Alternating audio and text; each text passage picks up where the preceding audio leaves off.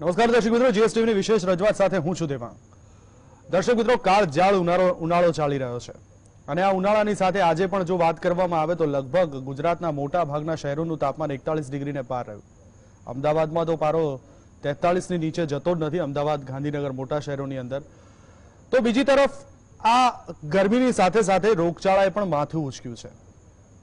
આપણે જાણીએ છીએ કે છેલ્લા કેટલાક સમયથી કોરોનાના કેસો તો કંટ્રોલમાં છે, પરંતુ મે મહિનાની અંદર ગુજરાતમાં કોરોનાના કેસ માથું પણ ઉચક્યું છે અને અમદાવાદ શહેરમાં તો છેલ્લા 15 દિવસમાં કોરોનાના 3 ગણા કેસ પણ જોવા મળ્યા છે। કારણ કે એપ્રિલ મહિનાના અંતમાં એક્ટિવ કેસની સંખ્યા લગભગ 40 હતી, જે અત્યારે 120 ઉપર પહોંચી ગઈ છે। ઉલ્લેખનીય છે કે ગઈકાલે જે 32 કેસ નોંધાયા હતા એમાંથી એકલા 20 કેસો અમદાવાદમાં નોંધાયા હતા। અને આપ જાણો છો તેમ કે છેલ્લા 10 દિવસ પહેલા જે અમદાવાદ એનઆઈડી કેમ્પસમાં કોરોનાનો જાણે રાફડો ફાટ્યો હોય તે રીતના લગભગ 45 જેટલા કેસ આપણને જોવા મળ્યા હતા। તો આ તો વાત થઈ કોરોનાની। રાહતના સમાચાર એ છે કે ભલે 3 ગણા કેસ વધ્યા હોય આ મે મહિનાની અંદર, પણ મૃત્યુ કોરોનાથી છેલ્લા થોડા સમયની અંદર એક પણ નોંધાયું નથી, એ રાહતના સમાચાર। બીજી તરફ મોટાભાગના શહેરોમાં પાણીને લઈને પણ સમસ્યા ઊભી થઈ છે। દૂષિત પાણીની ફરિયાદો પણ ઉઠી છે તંત્ર તરફ, લોકોનો રોષ પણ આપણે જોયો છે અને અમદાવાદના રીચ ગણાતા એવા એરિયાઓમાં પણ અત્યારે પાણીજન્ય રોગ અને મચ્છરજન્ય રોગોમાં પણ ઉછાળો નોંધાયો છે। મ્યુનિસિપાલિટીના આંકડા પણ આ કહી રહ્યા છે। દર્શક મિત્રો, અમદાવાદ અર્બન હેલ્થ સેન્ટરની વાત કરવામાં આવે તો છેલ્લા એકાદ માસમાં 17,000 જેટલા તો તાવના કેસ નોંધાયા, જ્યારે ઝાડા ઉલટીના પણ લગભગ 5,500 કરતા વધારે કેસ નોંધાયા। આ તો ખાલી અર્બન હેલ્થ સેન્ટરનો આંકડો છે। પ્રાઇવેટ હોસ્પિટલ, મ્યુનિસિપાલિટી હોસ્પિટલ, રાજ્ય સરકારની હોસ્પિટલ, આ બધાના આંકડા તો હજુ બાકી છે।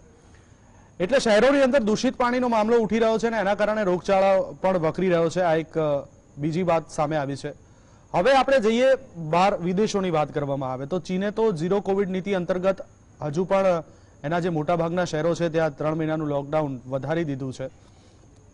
ઉત્તર કોરિયાની અંદર આપણે 2 વર્ષથી જોઈએ છે કે કોરોનાએ કેટલો હાહાકાર મચાવ્યો। ઉત્તર કોરિયાની અંદર હમણાં છેલ્લા થોડા સમય પહેલા જેણે પોતાના દેશમાં કોરોનાનો પહેલો કેસ નોંધાયો એવું ડિક્લેર કર્યું છે।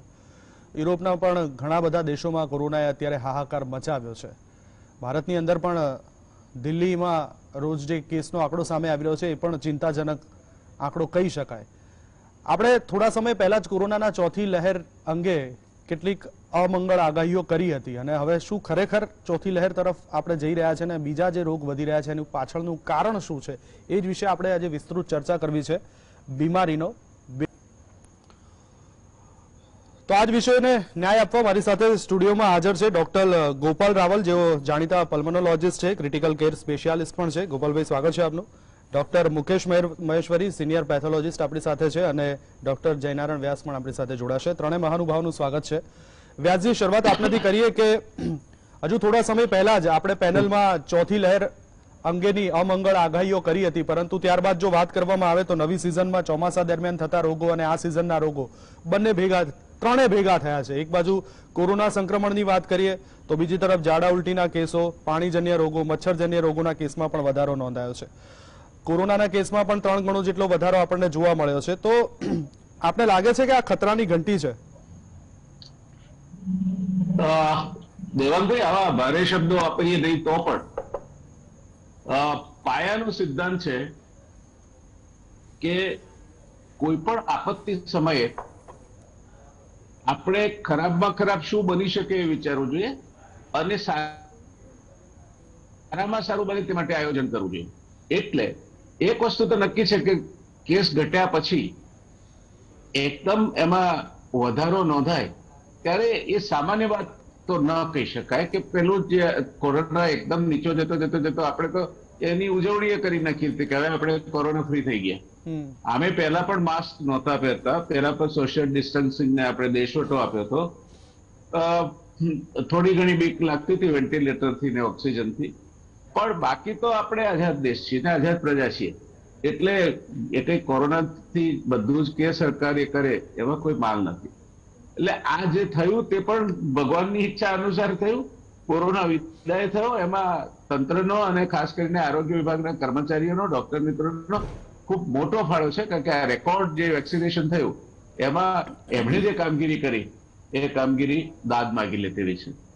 પરિણામ શું આવ્યું? પરિણામ જેણે 2 ડોઝ વેક્સિન લીધી હોય તેને કદાચ આ વાયરસના કારણે અસર પણ થાય છે, અત્યારે આપણે જોઈ રહ્યા છીએ, તો પણ એ એકદમ તીવ્ર બીમારી નથી આપતો. એટલે ઓક્સિજન અને તમારા બીજા બધા જે ક્રિટિકલ કેર માટેના ગોપાલભાઈ છે એટલે વિગતે વાત કરશે, પણ ક્રિટિકલ કેર માટેની બહુ એ સ્ટેજ સુધી પેશન્ટ જતો નથી અત્યારે. ત્યાર પછી હમણાં આપણે શરૂ કર્યું છે, જે લોકોએ 2 ડોઝ લીધા છે એવા વયસ્કો માટે આપણે અમુક સમયગાળા બાદ બુસ્ટર ડોઝ આપવાની ચાલુ કર્યું છે. બિલકુલ. બાળકો માટેની રસી પણ હવે આવી છે.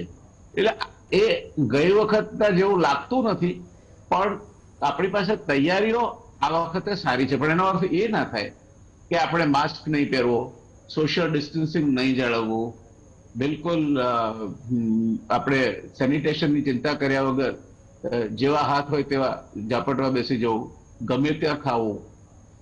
તો આ બાબતે ચિંતા કરવી જોઈએ, અને એ ચિંતાના પરિપાક રૂપે આજે આપણે આ ડિબેટ જનહિતમાં ને જાહેર હિતમાં રાખવાનો નિર્ણય કર્યો હતો, આપને ખબર હશે. તો આ પરિસ્થિતિમાં ભાગ 2 કે અત્યારે તો વધારે તકલીફ વાળું લાગે છે. મેલેરિયા, બહાર સુઈ રહેતા હોય, એસી નું પાણી ટપકતું હોય. હવે મેલેરિયા ડેન્ગ્યુ છે કે ચિકનગુનિયા છે, ચિકનગુનિયા મેલેરિયા નથી, પણ એ છે કે પછી આપણા જે મેલેરિયાથી આપણે ટેવાયેલા છીએ ને ઝેરી મેલેરિયા, આમાંથી શું છે? પણ જે સંખ્યામાં કેસ આવે છે એ ખરેખર ચિંતાજનક છે. અને એવું કહેવાય છે કે આમાં મોર્ટાલિટી નથી, એમાં મોર્બિડિટી બહુ છે. પણ ચિકનગુનિયાની મોર્બિડિટી એટલે શું? માણસ લગભગ ખાસું 1 વર્ષ જેટલો સમય તો એને નોર્મલ થતા લાગે છે. એટલે સાંધા દુખે અને બીજી બધી એની જે સાઈડ ઇફેક્ટ છે તે થાય.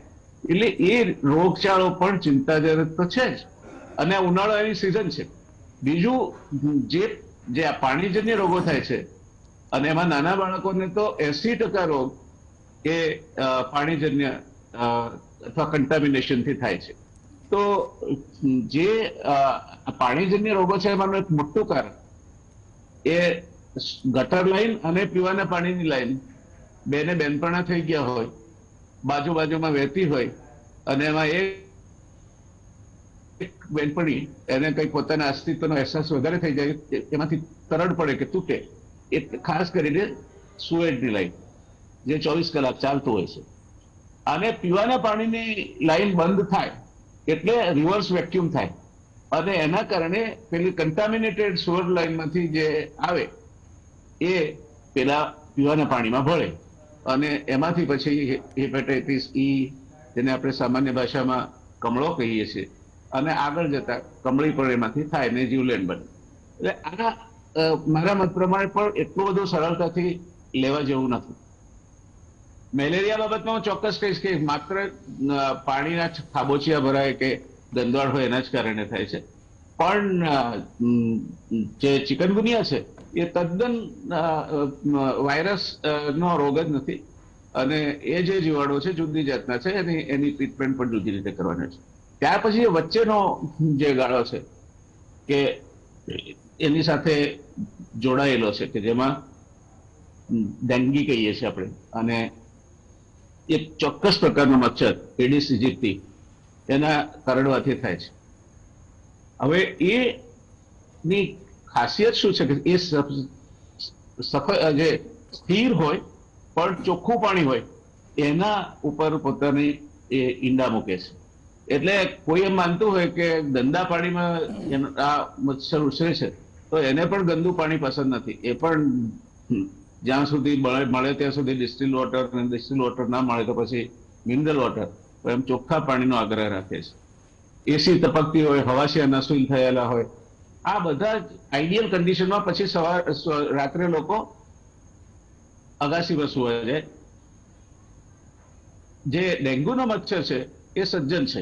તમે રાત્રે ઊંઘો એ સમયે તમને ડિસ્ટર્બ નથી કરતા, ઊંઘવા જ છે. તમે સવારે તાજા માજા થઈને ઉઠો ત્યારે પોતાનો વારો કાઢી લે છે, અને સામાન્ય રીતે 4-4.5 ફૂટથી ઊંચે કે દંશ નથી થતો. એટલે એનો ઉપાય સરળ છે, લાંબી વાળા કપડાં પહેરો અને આ પાણી જ્યાં ભેગું થતું હોય, અગાશી હોય, હવાશી હોય, ફ્રીજ કે એર કન્ડિશનરની જો પાણી ટપકતું હોય તો એ ન થાય તો તમે આ રોગમાંથી બચી જશો. એટલે આપણે આ નથી કરતા. આપણને પગે કાંટો વાગે તો જોડા પહેરવા જોઈએ, એ જોડા નથી પહેરવા. આપણે તો સરકાર આખી ધરતીને ચામડે મઢી દે તો મને કાંટો ના વાગે. આ પરાધી મનોવૃત્તિમાં આપણે જીવીએ છીએ. એટલે જે કામ નાનું છે હાથ આપણે કરી શકીએ એમ છીએ, જાતે કરી શકીએ એમ છીએ, કોઈના માટે નહીં, આપણા ખુદના લાભાર્થે, ખુદના હિતાર્થે, દવાનો ખર્ચો કર્યા વગર જે કામ કરી શકાય એવું છે એ કામ કરવામાં પણ આપણને સરકારની મદદની જરૂર છે. સરકાર બધે જ મદદ કરવા બેસે એ શક્ય બનતું નથી, કારણ કે larger is the population, larger are the layers of inefficiency. એટલે આપણે એડમિનિસ્ટ્રેશનની દ્રષ્ટિએ medical staff has done during the various phases of COVID. But that is something which was for the first time. We did not have the exact idea regarding medical protocol. સારો એવો સમય તો આપણે ટોસિઝોમેબને બીજી દવાઓ વચ્ચે રખડ્યા. ત્યાર પછી સરળ ઉપાય સપાટી પર આવ્યો કે આપણે હાથ ચોખ્ખા રાખીએ, એટલે વોશ કરીએ. પીવાનું પાણી હોય તો એ પણ સ્વચ્છ હોવું જોઈએ. અને બીજા નંબરનો જે ફેક્ટર છે તે સોશિયલ ડિસ્ટન્સિંગ જાળવવાનું, એકબીજાથી સલામત અંતરે જેને કહેવાય એ તમે રહો. અને ત્રીજો છે એ તમારા માસ્ક ને ઢાંકી રાખો. નાક અને માસ્ક ઢાંકી રાખવાથી તો એમને કોવિડ ના ચાલતો હોય તો એ ફાયદો છે, કારણ કે અમદાવાદમાં અને ગુજરાતમાં, આખા ગુજરાતની ફિગર હમણાં આવી છે, ગુજરાતમાં 1 લાખ કરતા વધારે માણસો એર પ્રદૂષણથી મળે છે, હવાના પ્રદૂષણથી મળે છે. હવે ડેન્ગ્યુનો, ચિકનગુનિયાનો કે ડેન્ગ્યુનો કે આપણા કોવિડનો ભોગ કુલ સળો કરીએ તો એટલા નહીં થાય. અને એને તમે એમ માસ્ક બાંધી રાખો, ખાલી દેખાવા માટે નહીં પણ ખરેખર અસરકારક રીતે નાકમાં હવા ચડાઈને જાય અને મોઢેથી શ્વાસ લેવાય નહીં, તો ટ્યુબરક્લોસિસ જેવા રોગોથી પણ તમને બચાવે છે.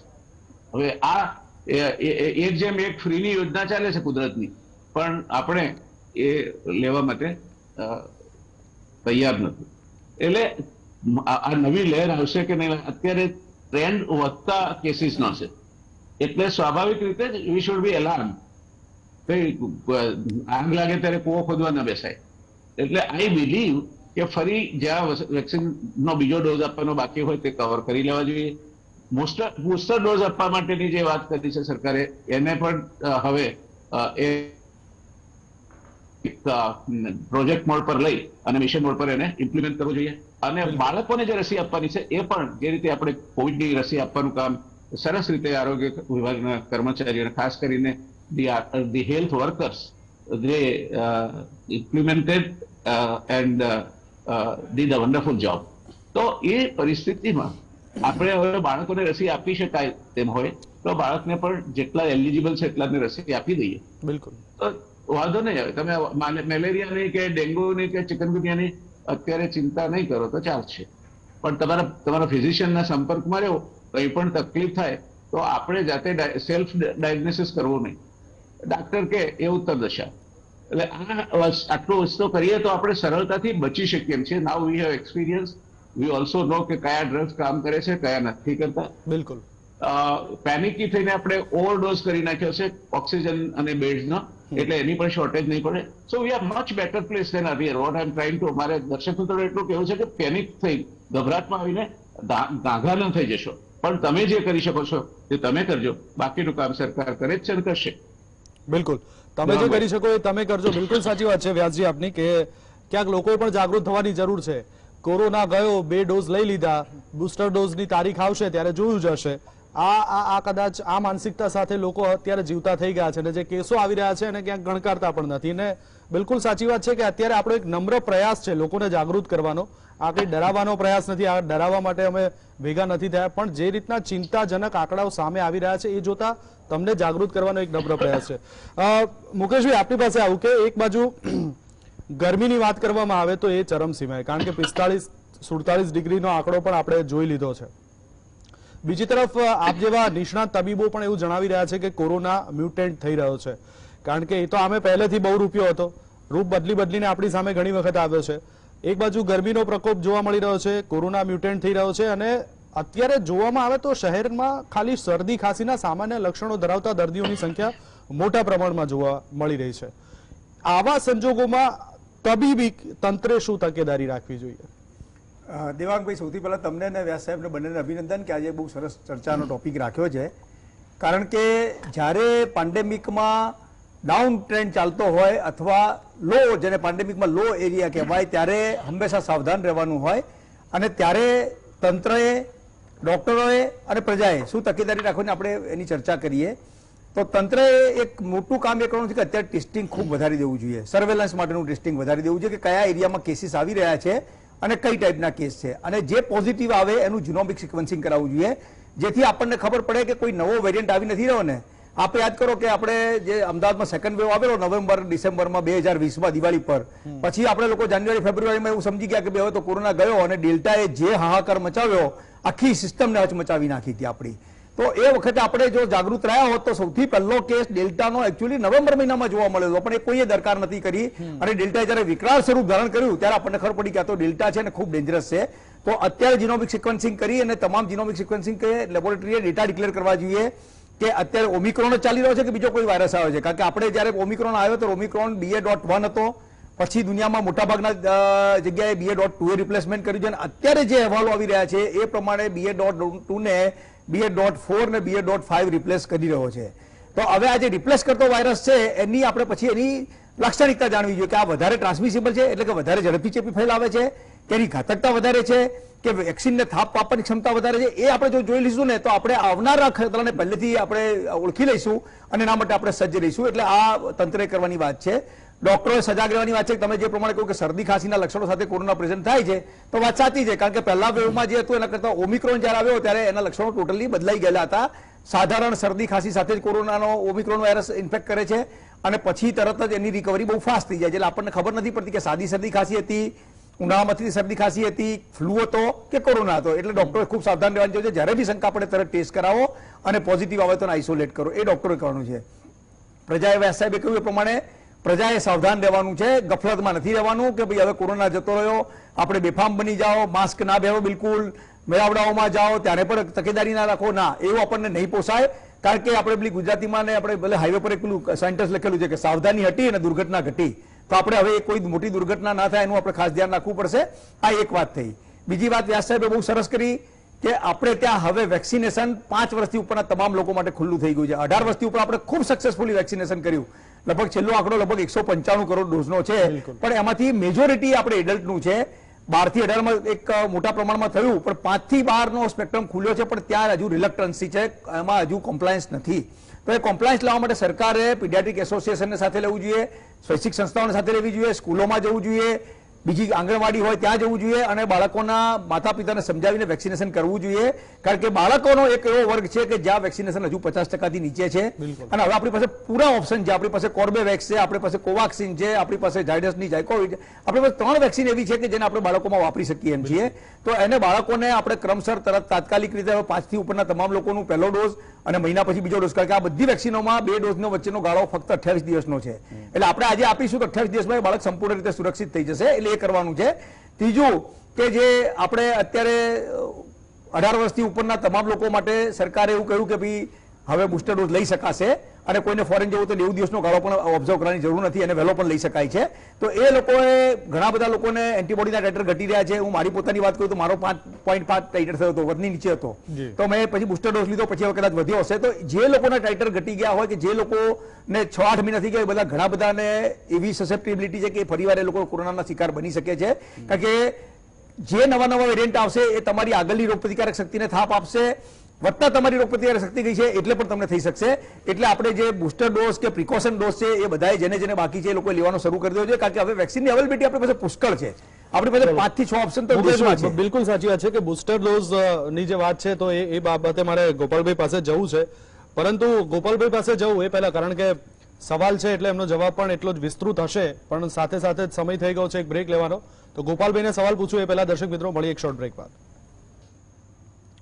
બ્રેક બાદ ફરી એકવાર આપનું સ્વાગત છે. દિવાળીનો બેવડો માર આ વિષય ઉપર આપણે ચર્ચા કરી રહ્યા છે અને સીધા જ સમયનો વ્યય કર્યા વગર સીધો જ ગોપાલભાઈ પાસે જઉં. ગોપાલભાઈ, જે બ્રેક પહેલા વાત થઈ અને મુકેશભાઈએ જે મુદ્દો છેડ્યો હતો કે બુસ્ટર ડોઝ, હવે ક્યાંક જે લોકોએ 2 ડોઝ લઈ લીધા છે અને બુસ્ટર ડોઝ લેવાનો સમય એમનો પાકી ગયો છે, એક બાજુ આ લહેર આવવાની આશંકા છે, તો એ ખાસ કરીને એમને બુસ્ટર ડોઝ આપવો જોઈએ, કેટલું રક્ષણાત્મક રહેશે?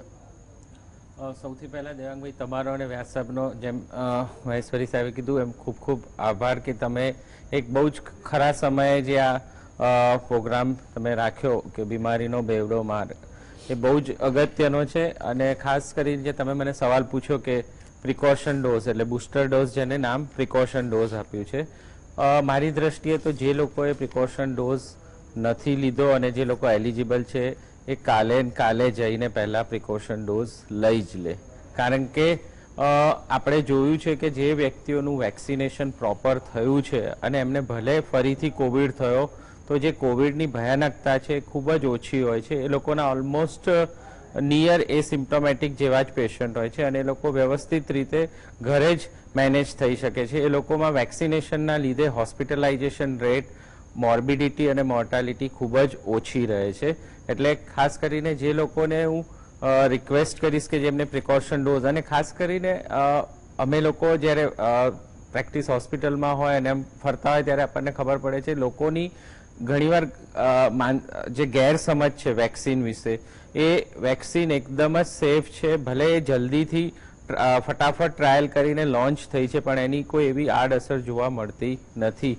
એટલે ખાસ કરીને બધાને કહીશ કે જે સરકારે આ વેક્સિન લોન્ચ કરી છે અને હવે આપણી પાસે ઘણી ખરી વેક્સિન્સ અવેલેબલ છે, એટલે જેટલામાં જેટલું વધારે વેક્સિનેશન થશે તો ડેફિનેટલી આપણે કોરોનાને ટાળી શકશું. અને સાથે સાથે જેમ વ્યાસ સાહેબે કીધું છે કે SMS એ આપણે ભૂલવા જેવું જરૂરી નથી, જે આપણે ભૂલી ગયા હતા, SMS, સોશિયલ ડિસ્ટન્સ, માસ્ક અને સેનિટાઇઝેશન. અને અમારા મેડિકલ સાયન્સમાં તો એમ કહેવાય કે hand hygiene is the best preventive major two prevent any kind of disease. એટલે ખાસ સ્વચ્છતા એ જ સ્વસ્થતા છે, એવું મારું ખાસ કહેવાનું છે. ગોપાલભાઈ, ખાસ અત્યારે જેમ વ્યાસજીએ વાત કરી, મુકેશભાઈએ વાત કરી કે ઘણા બધા લોકો હવે એ ટેવાય, આટલી મોટી મહામારી આવી, ઘણા બધા લોકોએ પોતાના સ્વજનો ગુમાવ્યા છે, એટલે કુદરતે ખતરાની ઘંટી વગાડી પણ હજુ ક્યાંક માનવજાત એ તરત ભૂલી જાય છે. એ હજી સમજવા તૈયાર નથી કે આટલી કુદરતની મહામારી સામે પણ આપણે કેવી રીતે વર્તવું જોઈએ.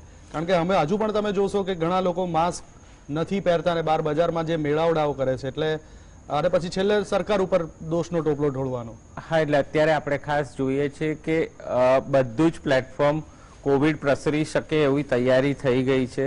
કારણ કે એક તો લગ્ન ગાળો ચાલે છે, ટેમ્પરેચર ઘણું મોટું છે, હવે લોકો એટલા બધા રિલેક્સ થઈ ગયા છે કે માસ્ક પહેરવાનું ભૂલી જ ગયા છે. એટલે ખાસ હું એ લોકોને એમ જ કહીશ કે જેમ સાહેબે કીધું કે તમારી જો સાવધાની હટી તો તરત જ આ કોરોનાની દુર્ઘટના ફરીથી ઘટશે. અને આપણે ના ભૂલવું જોઈએ કે ગયા મે મહિનામાં, એપ્રિલ મહિનામાં આપણી પરિસ્થિતિ, હાલત શું હતી એને ફરીથી યાદ કરીને હું તો એમ જ કહું, કાલ સવારથી બી જ્યાં પણ આપણે જઈએ ત્યાં માસ્ક પહેરીને જવું જોઈએ, પ્રોપર સોશિયલ ડિસ્ટન્સ રાખવું જોઈએ, સેનિટાઇઝેશન કરવું જોઈએ અને શક્ય હોય તો એટલા બધા મેળાવડા ટાળવા જોઈએ.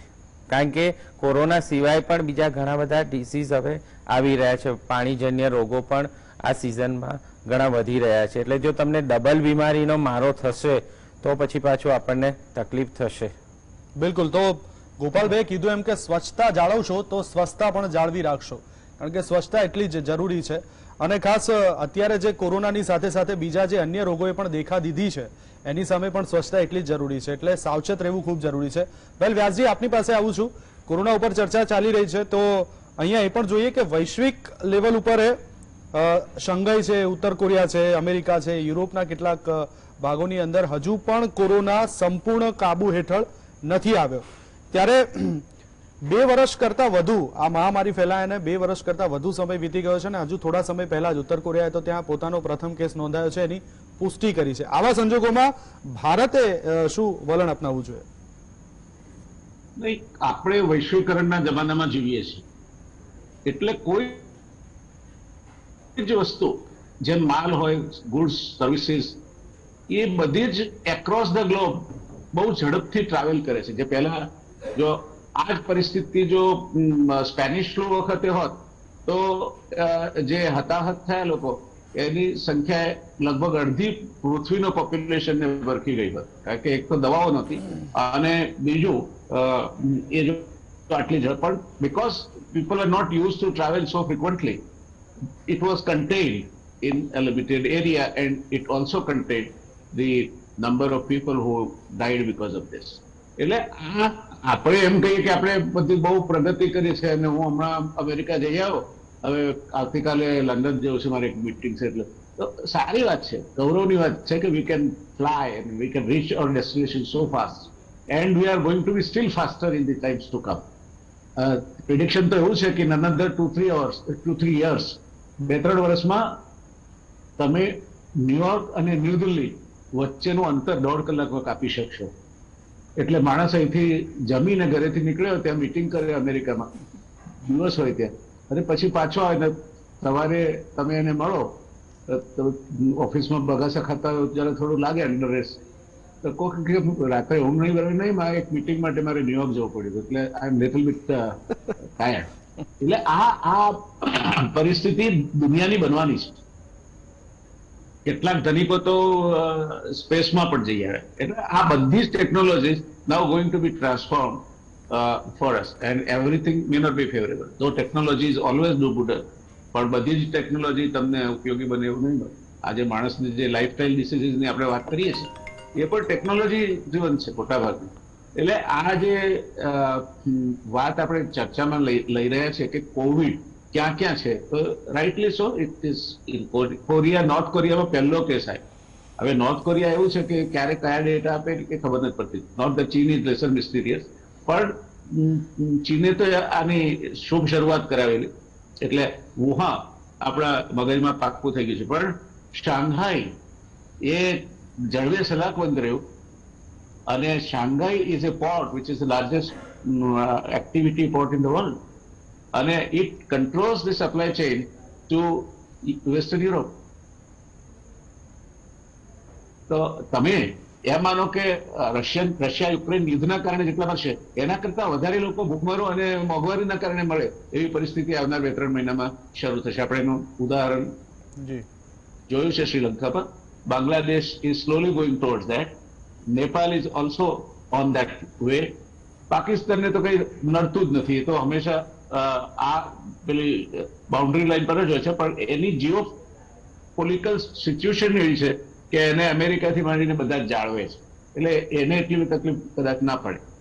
આ પરિસ્થિતિમાં આપણે આવનાર સમયમાં સ્વસ્થ રહીએ તો ડિસીઝ બર્ડન જે કહેવાય દેશના ઉપર કે જે which consumes lot of GDP of the country, તો એક અર્થશાસ્ત્રની દ્રષ્ટિએ જોઈએ તો પણ એ દેશના જીડીપીને ઘટાડવાનું કામ કરે છે. કારણ કે you will have lesser manoeuvres for use, you will have broken production chains, you have broken supply chains, એટલે બધું ભેગું થઈને એકબીજાને તોડવાનું કામ કરે. એટલે આ કારણથી આપણે પણ આપણી અર્થવ્યવસ્થા પ્રત્યે અને આપણી સપ્લાય ચેન, ખાસ કરીને ફૂડ પ્રોડક્ટ, અત્યારે આ દેશમાં સૌથી મોંઘામાં મોંઘી કોઈ વસ્તુ હોય તો એ ખાવા પીવાની ચીજ વસ્તુઓ છે. તો એ બધું તૂટે નહીં, એના માટે પણ આપણે આ કરવું જોઈએ. એકલા ખાલી માણસને કેન્દ્રમાં રાખીને કરીશું આપણે તો એ એટલું બધું કારગત નહીં રહે. કારણ કે એક બાજુ ખાદ્ય પદાર્થોમાં 40%-45% જેટલી મોંઘવારી થાય, અને બીજી બાજુ તમે કહો કે કુપોષણથી પીડાય છે છોકરો, અથવા ઇવન હવે મોટા પણ કુપોષણથી પીડાય છે, અને કુપોષણથી તમે પીડાવ છો એટલે તમારી રેઝિસ્ટિવિટી ઘટે છે, એટલે તમારી જે રોગ પ્રતિરોધક શક્તિ છે એ ઘટાડવાનું કામ કુપોષણ કરે છે, અપૂરતો ખોરાક કરે છે. તો આ આખું ચેન રિએક્શન છે. એટલે માત્ર કોવિડની રીતે નહીં જોવાનું. શાંઘાઈએ આખા વેસ્ટર્ન યુરોપ અને અમેરિકાને ટુ સમ એક્સટેન્ટ રીતસર એનો બરાબરનો ધોકો ફટકાર્યો છે. હવે શાંઘાઈને બંધ કરવામાં આવ્યું છે કે બંધ થયું છે એ વિશે પણ જુદા જુદા મત છે કે this was Chinese response to of a sort of sanctions which these countries are accustomed to use against Soviet Russia and their allied groups. એટલે બોલ્યા ચાલ્યા વગર શાંઘાઈ બંધ કરીને ચીને આ ધોકો માર્યો છે એવું ઘણા લોકો કહે છે. હોઈ શકે, ચીન બાબતમાં કશું પણ કહી શકાય. એટલે આ એક જ મુદ્દો નથી. કોવિડ એટલે માત્ર મારે સ્વસ્થ રહેવું ને, કોવિડ આખા દેશની અર્થવ્યવસ્થાનો કચરો કરી નાખે છે. એ આપણે હમણાં સુધી જોયું છે. રોજગારી ઘટાડી નાખે છે, જીડીપી ઘટાડે છે, કિંમતો વધારે છે, ખાસ કરીને ખાદ્ય પદાર્થોમાં ફુગાવો સૌથી વધારે અસર કરે છે. ત્યારે આ જો આપણે એક પ્રિકોશન લેવાથી આટલા બધા એના પરિણામોને અટકાવી શકાતું હોય તો એને એક રોગ તરીકે એક માત્ર જોવાની જરૂર નથી. It is activity broker and it is also a big break to your economic development. એટલે આ બંને વસ્તુ, અર્થવ્યવસ્થા અને તમારા સામાન્ય પ્રવૃત્તિ જે ચાલતી હોય, વર્કર્સ ના મળે, ટ્રાન્સપોર્ટેશન ના મળે, પૂરતું સપ્લાય ચેઇન ના મેન્ટેન કરી શકાય, આ બધાને અસર કરે છે. એટલે કોવિડને માત્ર એક રોગ તરીકે કેટલા માણસો એમાં સપડાયા, કેટલા મર્યા, કેટલા નહીં મર્યા, ઇઝ અનધર થિંગ. એના માટે તો human life are always very precious and costly. એટલે એ વચ્ચે એ આપણે જોવું જ જોઈએ. પણ એના સિવાય જો તમે એમ માનતા હો કે બીજું શું થાય, તો તે તમારી આખી ઇકોનોમીને ક્રિપલ કરી નાખે. તમારે દુનિયામાં જો વર્લ્ડ પાવર બનવું છે, ઘણા અમારા મિત્રો એમ કે છે કે હવે તો આપણે આટલા ટ્રિલિયન આવી ગયા ને, આટલા ટ્રિલિયન આવીશું. એટલે એમને ખબર નથી કે ચાઇનાનો આજની તારીખમાં પ્રાઇસ પેરિટી જે આંક છે એના ઉપર કમ્પેરિઝન થાય તમારા ચલણની ખરીદ શક્તિ કોમન ડિનોમિનેટર પર લાવીને. તો ચાઇનાનો આજની તારીખમાં પીપીપી પર એનો જે જીડીપી છે એ $29 ટ્રિલિયન છે. And US is number 2 with 21 to 22 trillion US dollars. The China has already surpassed US and we are far behind when it is converted to PPP level. એટલે આ બધી આપણને લક્ઝરી પોસાય જ નહીં. એક બીમાર માણસ આટલી બધી વસ્તુઓ કરે. પેલો પિક્ચરમાં કંઈક ડાયલોગ આવતો હતો, એક સાલા મચ્છર. એ આ મચ્છર આ કરી શકે, કોવિડ આ કરી શકે, અને ચિકનગુનિયા ને ડેન્ગુ પણ આ કરી શકે. એટલે આપણે we should be in general આપણને ખ્યાલ હોવો જોઈએ કે આ માત્ર આપણે આપણી આરોગ્ય માટે મહેનત નથી કરતા, દેશના આર્થિક આરોગ્ય માટે પણ આપણે મહેનત કરવાની છે. બિલકુલ. નહીં તો ફેક્ટરી નહીં ચલાવી શકાય, તમારે માલ સામાનની ટ્રાન્સપોર્ટેશન નહીં કરી શકાય, ખેડૂત વાવણી સમયસર નહીં કરે, એને ખાતર અને બિયારણ નહીં પડે. આ બધી જ વસ્તુઓ આપણે જો ફરી એકવાર જો લોકડાઉન આવ્યું ને તો સાચી પડે.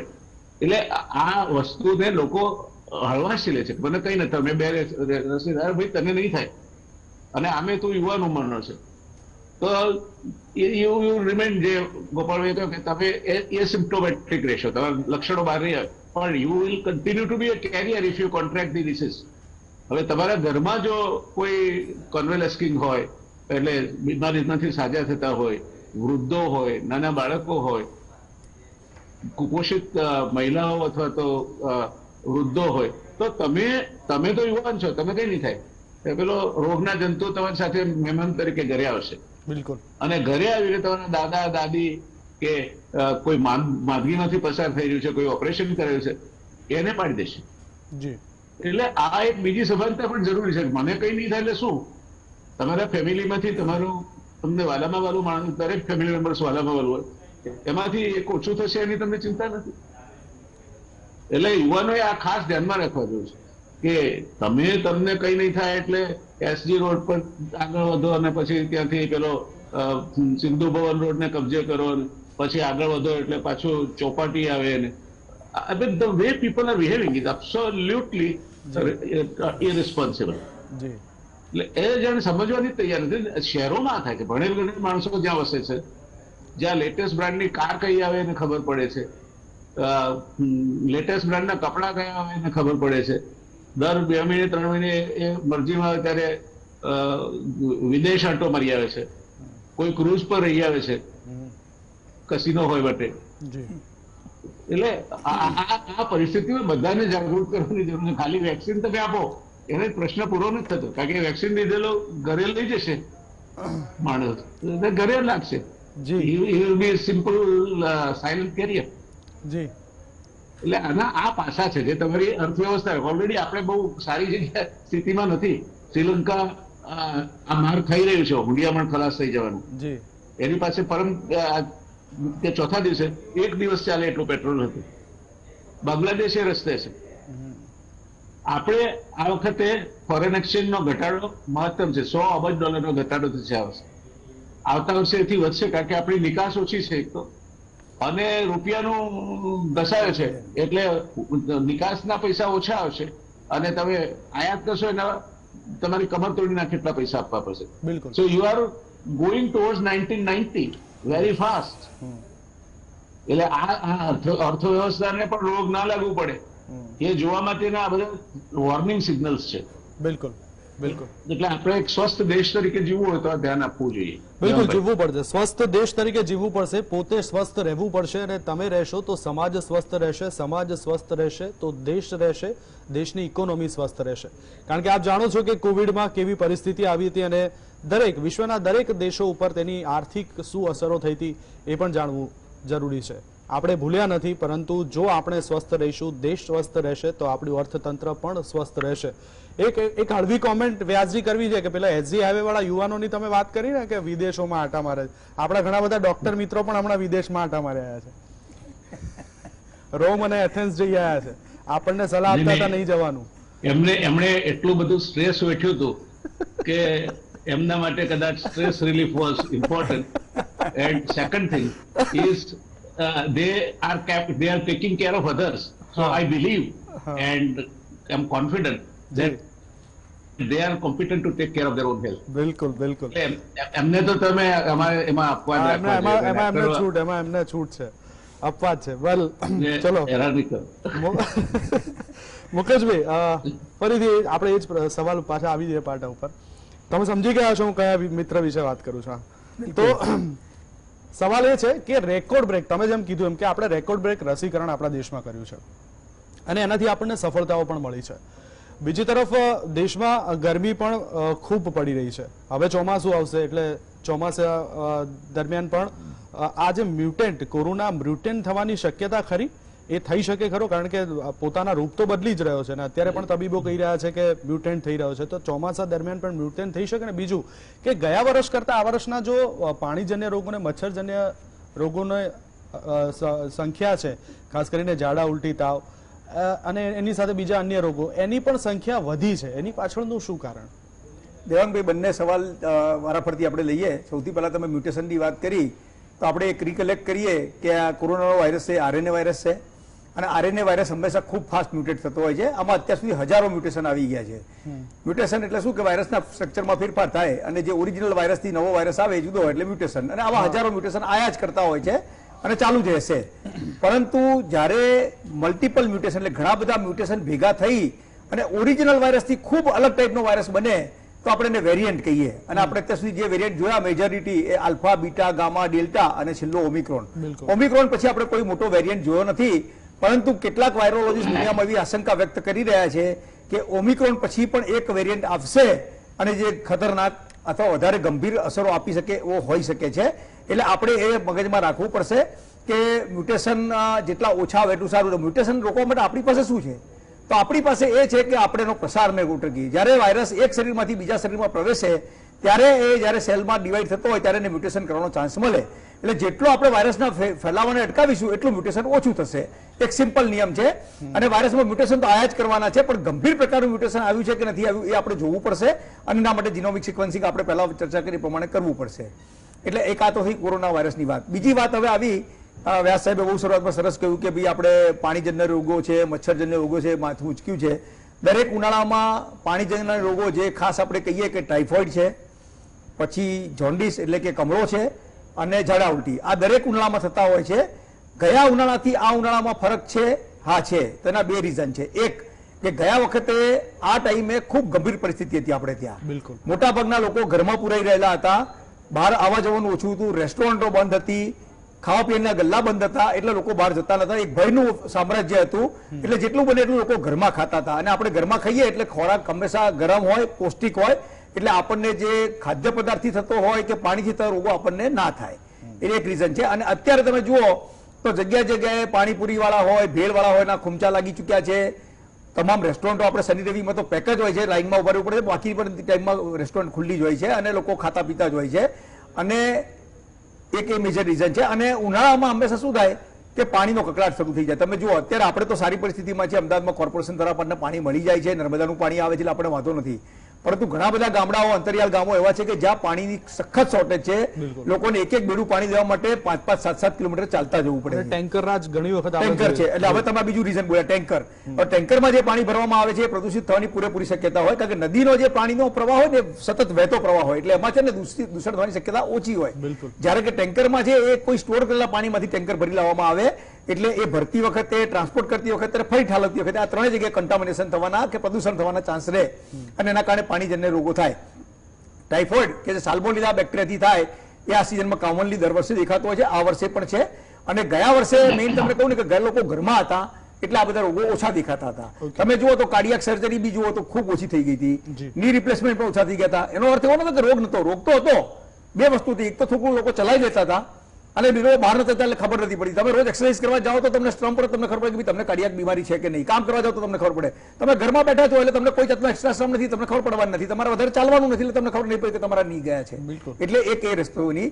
હવે અત્યારે જેમ જેમ ટાઈમ જતો જશે એમ પાણી વધારે ને વધારે પ્રદૂષિત થતું જવાનું છે. પીવાના પાણીની શોર્ટેજ દુનિયાભરમાં શરૂ થઈ ગઈ છે અને ભારતમાં તો ખાસ જ્યારે આપણે ચોમાસા પર ડિપેન્ડન્ટ હોઈએ છીએ ત્યારે અત્યારે તમે જુઓ તો ગુજરાતના મોટાભાગના 70%થી વધારે ડેમોમાં 50%થી નીચે પાણી છે. તો જ્યારે પાણી કોન્સન્ટ્રેટેડ થવા માંડે ત્યારે હંમેશા પ્રદૂષણ થવાના ચાન્સ વધી જાય. બીજું વ્યાસ સાહેબે કહ્યું એ પ્રમાણે જ્યારે સીવેજની લાઈન અને પાણીની લાઈન નજીકમાં જતી હોય ત્યારે કોઈ પણ લાઈનમાં લીકેજ થવાના અને મિક્સિંગ થવાના ચાન્સ વધે. અને મિક્સિંગ થવાના ચાન્સ વધે તો ઈ કોલોઈ નામનો બેક્ટેરિયા તાત્કાલિક તમારા શરીરમાં પ્રવેશ કરે અને તમને ઝાડા ઉલટી કરે. એક એ કારણ છે. બીજું કારણ છે કે ખાવા પીવાની વસ્તુઓ ઝડપથી બગડી જાય. કારણ કે તમે લાગે બટાકાનું શાક તમે બનાવીને મૂક્યું અને જો 4 કલાક તમે ફ્રીજમાં મૂકવાનું ભૂલી ગયા તો શાક બગડી જાય અને તરત જ તમને ઝાડા ઉલટી થઈ શકે. માખીઓ વધારે ઉડતી હોય તો માખી પણ એક જગ્યાએથી બીજી જગ્યાએ ઇન્ફેક્શન લઈ જાય. આ પણ ઉનાળામાં શક્ય છે. આપણે જોઈએ તો શેરડીના રસ લોકો પીતા હોય છે ખુલ્લામાં તો ત્યાં પણ તમે જુઓ ખૂબ બધી માખીઓ ઉડતી હોય છે, તો એનાથી પણ આ રોગ ફેલાઈ શકે છે. એટલે આ બધા જે વેક્ટર બોર્ન ડિસીઝ છે એ ખૂબ થતા હોય છે. અને પાણીના કારણે જોન્ડિસમાં છે ને નોર્મલી ABCD ટાઈપના અમે ગોપાલભાઈ ક્લિનિશિયન છે વધારે સારી કહી શકે, પણ અત્યારે આ સિઝનમાં અમે લોકો નોર્મલી E અને A વાયરસના ઇન્ફેક્શન ખૂબ જોતા હોઈએ છીએ અને પાણીથી અને ખોરાકથી થતો જ જોન્ડિસ છે. એટલે જોન્ડિસ, ટાઇફોઇડ અને ઝાડા ઉલટી. હવે ઝાડા ઉલટીનું એક બીજું મોટું રીઝન છે હીટ સ્ટ્રોક. મોટાભાગના લોકોને ખબર નથી કે હીટ સ્ટ્રોક થવાથી પણ ઝાડા ઉલટી થઈ શકે. જ્યારે તમે તડકામાં ફરતા હોય, મોટાભાગના લોકોને તડકામાં હોય કે ગમે તે કામ તો કરવા જવું પડે છે અને જે લોકો રોજનું રોજ રડતા હોય એ લોકોને 42 ડિગ્રી 45 ડિગ્રી એને તો લારી ચલાવવાની છે, એને તો મજૂરી કરવાની છે, એને તો બહાર જવાનું જ છે. તો એ વખતે એ લોકોને આ 43-44 ડિગ્રીની હીટ સ્ટ્રોક લાગે અને હીટ સ્ટ્રોક લાગે ત્યારે તમને વોમિટિંગ પણ થઈ શકે, તમને ડાયરિયા પણ થઈ શકે, તમને માથાનો દુખાવો, ચક્કર બધું આવી શકે. એટલે આ એ ટાઈપનો હીટ સ્ટ્રોકની નથી ને બીમારી, એ આપણે આનાથી આઇસોલેટ કરવું પડે. એટલે એના માટે ડોક્ટરની સલાહ ખૂબ જરૂરી બની જાય છે કે તમને ખાવા પીવાના કારણે તમને ડાયરિયા વોમિટિંગ થયા છે કે તમને હીટ સ્ટ્રોકના કારણે થયા છે, કારણ કે બંનેની સારવાર બિલકુલ અલગ છે. એટલે અત્યારે આ સિઝન આપણે ખૂબ ધ્યાન રાખવા જેવી છે, કારણ કે તમે જે ટાઇટલ આપ્યું છે બેવડો માર, એક તો આપણે શરદી ખાંસીના રૂપમાં કોરોના દેખાઈ રહ્યો છે, બીજી બાજુ ઉનાળાના કારણે આપણે જે પાણી પ્રદૂષિત કે ખોરાક પ્રદૂષિત થવાથી આપણા ઝાડા ઉલટી, કમળો, ટાઇફોઇડના કેસ થઈ રહ્યા છે. એટલે મલ્ટિપલ તરફથી આપણે ભીસાયેલા છીએ અને સિઝન અત્યારે આપણી ખૂબ ખરાબ ચાલી રહી છે. અને હજુ આવનારા કદાચ 15-20 દિવસ આ સિઝન રહેવાની છે તો આપણે ખૂબ સાવધાન રહેવું પડશે. એટલે મુકેશભાઈ અત્યારે કન્ફ્યુઝન એ જ છે, મને કોરોના થયો છે કે મને સાદો તાવ આવ્યો છે, મને જે ખાંસી થઈ છે, ઉધરસ થઈ છે, આ રસ પીવાથી થઈ છે, શ્રીખંડ મઠ્ઠો ખાવાથી થઈ છે કે આ કોરોના વાળી શરદી છે, આ ખબર નથી પડતી, કન્ફ્યુઝ છે.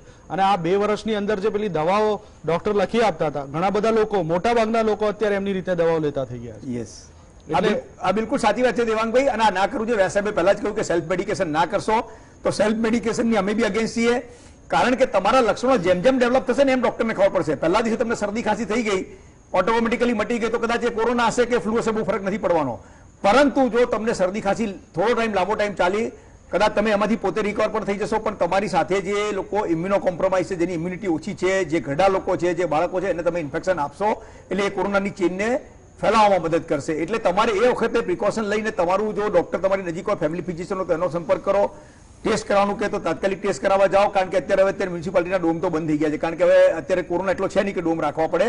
પણ અર્બન હેલ્થ સેન્ટર જ્યાં ફેસિલિટી અવેલેબલ છે, પ્રાઇવેટ લેબોરેટરીઝ છે, એમાં તમે ટેસ્ટ કરાવવા જાઓ અને તમારી જાતને ટેસ્ટ કરીને પુરવાર કરો કે તમને આ છે કે નથી, અને તમારા ક્લિનિશિયનને નક્કી કરવા દો કે તમને કયો ડિસીઝ થયો છે. તમે જાતે સેલ્ફ મેડિકેશન ના કરશો. તમે કોઈ પ્રમાણે લોકો એજીથ્રાલની ગોળી છે, વિટામિન સી ની ગોળી છે, ઝીંકની ગોળી છે, એના પેકેટો લઈને ફરતા જ રહે છે, પણ એ બિલકુલ તમારા સ્વાસ્થ્ય માટે હિતાવહ નથી.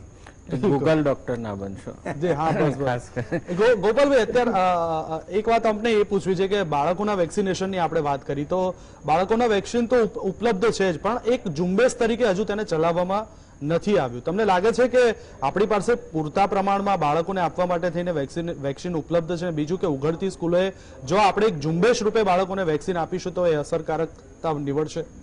100%. એટલે ખાસ કરીને બાળકોમાં આ જે બધા રોગો કીધા, પાણીજન્ય રોગો, એ બાળકોમાં બી થવાની શક્યતાઓ ઘણી હોય છે. અને ખાસ કરીને આ બધા જે રોગો થતા હોય છે બાળકો અને વૃદ્ધોમાં, એ વધારે જોખમકારક થતા હોય છે. એટલે કે હીટ સ્ટ્રોક છે કે ઝાડા ઉલટી છે, એટલે કારણ કે બાળક કે પૂરતું પ્રમાણમાં પ્રવાહી ના લે તો એના બીજા શરીરના અંગોને પણ નુકસાન થતું હોય છે. એટલે તમે જે કોવિડની વાત કરી બાળકોમાં, તો એ ખાસ કરીને કે સ્કૂલે ઉઘડતા જ જે બાળકો વેક્સિનેશન નથી લીધું એ લોકોમાં ઇન્ડિયન પેડિયાટ્રિક એસોસિએશન છે, એ લોકોએ એની સાચી સમજ વેક્સિનથી શું ફાયદા છે, કારણ કે બાળકોમાં એમે બીજા ઘણા પ્રકારની વેક્સિન્સ લેતા જ હોય છે, એટલે એના પેરેન્ટ્સ એ રીતે ટેવાયેલા જ હોય છે. ખાલી એને સાચી સમજની જ જરૂર છે, અને એ પૂરતી જ જો સમજ આપવામાં આવે અને બાળકોમાં વેક્સિનેશન માટે પ્રોત્સાહિત કરવામાં આવે તો બાળકોમાં બી થતો જે કોરોના છે આપણે એને બહુ જ એની ભયાનક અસર એને ઓછી કરી શકીએ. તો તમને લાગે છે કે હજુ આને જાગૃતતા લાવવા માટે થઈને ઉઘડતી સ્કૂલે ક્યાંક એવું કેમ્પેન શરૂ કરવું જોઈએ કે જેથી મા બાપ જાગૃત થાય, વિદ્યાર્થીઓ જાગૃત થાય, શાળા તરફથી એવું કોઈ કાર્યક્રમ કરવા જોઈએ? તમને લાગે છે? 100%. મને યાદ છે કે લગભગ 15-20 વર્ષ પહેલા અમે અસ્થમા માટે આવી જ રીતના સ્કૂલમાં એક કેમ્પેન કર્યું હતું કે પેરેન્ટ્સને અને સ્કૂલના ટીચરોને અસ્થમા શું છે એ પ્રોપર રીતે સમજાયું અને એના લક્ષણો વિશે જણાવ્યું હતું. એવી જ રીતના કોવિડ માટે પણ પેરેન્ટ્સ અને સ્કૂલના ટીચર્સને એક પ્રોપર સમજણ આપી, અને ખાસ કરીને એવું જરૂર પડે તો જે પીડિયાટ્રિશિયનો છે એનો પણ આપણે એની પણ મદદ લઈને જો આ અવેરનેસ પ્રોગ્રામ કરવામાં આવે તો બાળકોને વેક્સિનેશન માટે આપણે પ્રોત્સાહિત સારી રીતના કરી શકીએ. બિલકુલ. 5 મિનિટ છે, હું અઢી મિનિટ મુકેશભાઈ તમને અને વ્યાસજીને આપવા માંગુ છું.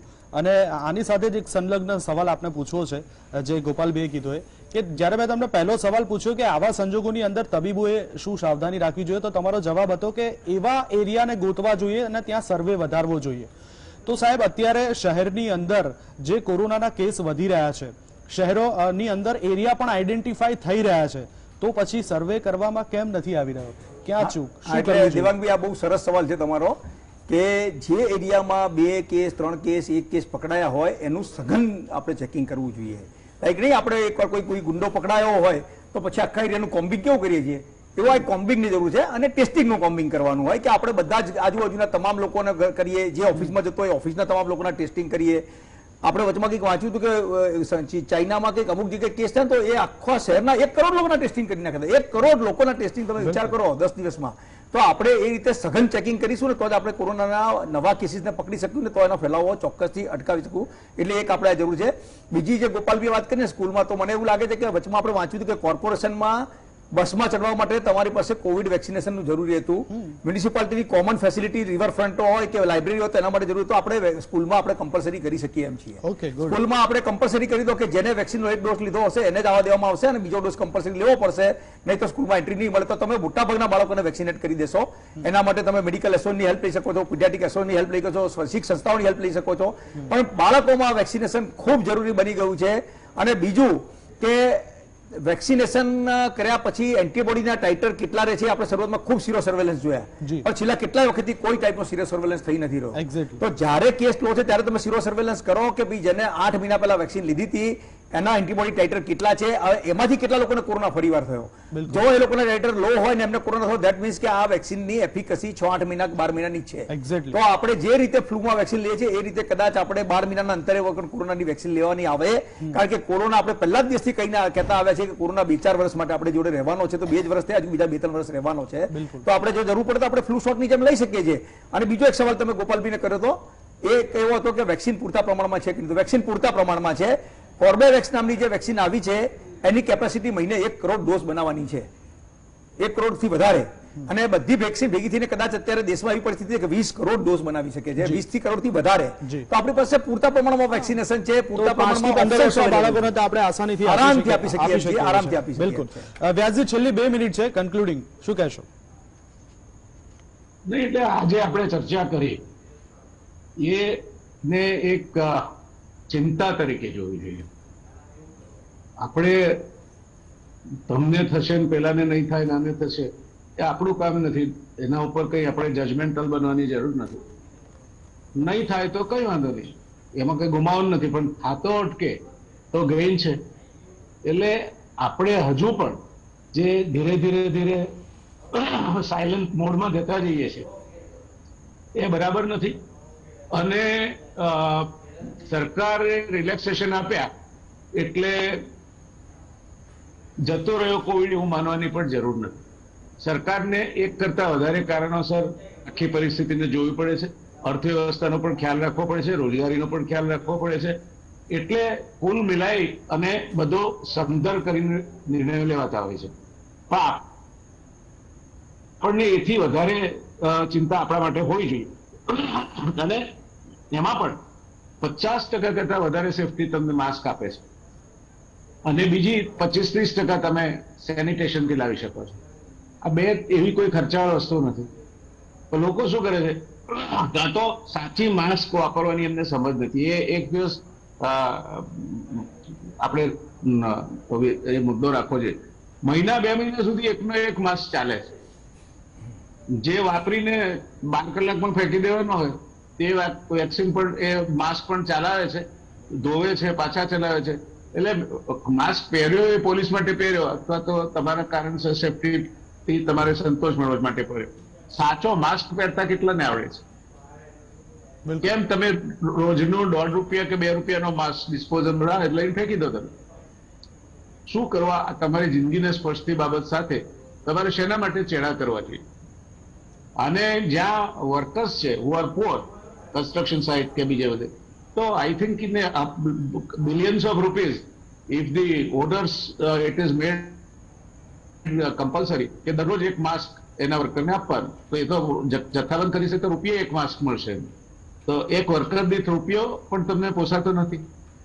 એટલે આ બધી બાબતોમાં આપણે આપણી વિચારસરણી બદલવાની જરૂર છે કે આ નહીં કરવાના શું પરિણામો આવે છે. ને એક વખત આ વાઘ પાંજરામાંથી છટકી ગયો તો શું પરિણામ લાવશે. બિલકુલ. એટલે જે કઈ સરકાર કરે છે કઈ સરકારી પ્રસિદ્ધિ માટે કરે છે એવું નથી. સરકાર in more than one occasion they do it in general interest of the public at large. પહેલી વાત. બીજું અને અંતિમ મારો કહેવાનો મુદ્દો એ છે કે સરકારે કોઈ પણ છોછ વગર, આઈ રિપીટ, કોઈ પણ છોછ વગર, ભારતીય જનતા પાર્ટીમાં માનતો ડોક્ટર છે, નથી માનતો ડોક્ટર, એ ચિંતામાં નહીં પડવું જોઈએ. અત્યારે આ જે છે એમાં ઇન્ડિયન મેડિકલ એસોસિએશન છે, આના છે, પછી આ લોકોના પેડિયાટ્રિક એસોસિએશનમાંથી બાળકો માટેનું કંઈક કરવું, એમ યુ શુડ કોલાબરેટ વિથ ધેમ. એને તમને એની સાથે સહકાર કરવામાં તમારું કામ થાય છે તો એ તમે કેમ નથી કરતા? એ લગભગ રેડી એક્સપર્ટીઝ મળે છે. જ્યારે રાજ્યમાં સરકારની હોસ્પિટલોમાં ક્યાંક ક્યાંક હજુ ડોક્ટરોની તંગી છે. તો આ સરકારે આ બધી સંસ્થાઓ સાથે કોલાબરેટ કરવું જોઈએ. સામાજિક જવાબદારી તરીકે બીજા પણ જે ટ્રસ્ટ છે કે સામાજિક સેવાની સંસ્થાઓ છે એમને પણ જોડવા જોઈએ. પંચ કી લકડી એક કા બોઝ જેવું છે. બિલકુલ. તમે બધાને જોડશો તો વેચાઈ જશે. એ જ રીતે આપણે ભૂકંપથી કચ્છને બેઠું કર્યું હતું. એ જ રીતે આપણે જયારે મોડાસામાં હિપેટાઇટિસ બી નું પ્રસરણ થયું, અથવા તો દક્ષિણ ગુજરાતમાંથી આપણે લેપ્ટોસ્પાયરોસિસને દેશવટો આપ્યો, ત્યારે બધાને અંદર ઇન્વોલ્વ કરીને એ આખું અભિયાન ચલાવ્યું. બિલકુલ. એટલે સ્વાઇન ફ્લૂ વખતે પણ the medical association did a wonderful job, similarly other NGOs like rotary, Lions, all. બિલકુલ. એટલે આપણે બધાનો સૌનો સાથ લેવામાં શું વાંધો છે? બિલકુલ. સૌનો સાથ, સૌનો વિકાસ, અને સૌ સ્વચ્છ રહીશું, સૌ સ્વસ્થ રહીશું. એટલે આપણે બ્લાઇન્ડેડ થવાની જરૂર નથી કે આ કયા કલરનો છે. ઘણી વખત તો વિચિત્ર લાગે છે, આપણે વિચારીએ છીએ આમ આપણે લાઈનમાં બેસીએ અને પછી એ ડાક્ટર સાહેબ સરસ મજાની કાંક ટોપી કે ખેસ કે પહેરીને ફરતા હોય. It is funny, you know, I mean it's a shame as a professional to brand yourself with anybody's symbol. શું કરવા તમારે કરવું છે? તમારી એક્સપર્ટીઝ છે, તમે યુ આર રેકોગ્નાઇઝ, તો હવે શું બાકી રહ્યું? એક્ઝેક્ટલી. એટલે ડોક્ટરોએ પણ પોતાનું સેલ્ફ સર્ચિંગ કરવાની જરૂર છે. બિલકુલ. તો બીમારીનો બેવડો માર આ વિષય ઉપર આપણે ચર્ચા કરી અને એમાંથી એક જ તારણ નીકળે કે આપણે સ્વચ્છ રહીશું તો સ્વસ્થ રહીશું, આપણે સ્વસ્થ રહીશું, સમાજ સ્વસ્થ રહેશે, દેશ સ્વસ્થ રહેશે, દેશની ઇકોનોમી સ્વસ્થ રહેશે. એટલે હજુ પણ કારણ કે આ જીએસટીવીના આ જ મંચ ઉપરથી આપણે એક સૂત્ર આપ્યું હતું SMS, સોશિયલ ડિસ્ટન્સિંગ, માસ્ક અને સેનિટાઇઝેશન. આને હજુ પણ નથી ભૂલવાનું કારણ કે હજુ કોરોના ગયો નથી. વહેલા ચર્ચામાં ભાગ લેવા માટે થઈને ગોપાલભાઈ, મુકેશભાઈ અને જયનારાયણભાઈ, આ ત્રણેયનો આભાર. દર્શક મિત્રો, ચર્ચામાં અત્યારે બસ આટલું જ. વધુ સમાચાર અને અપડેટ માટે આપ જોતા રહો જીએસટીવી.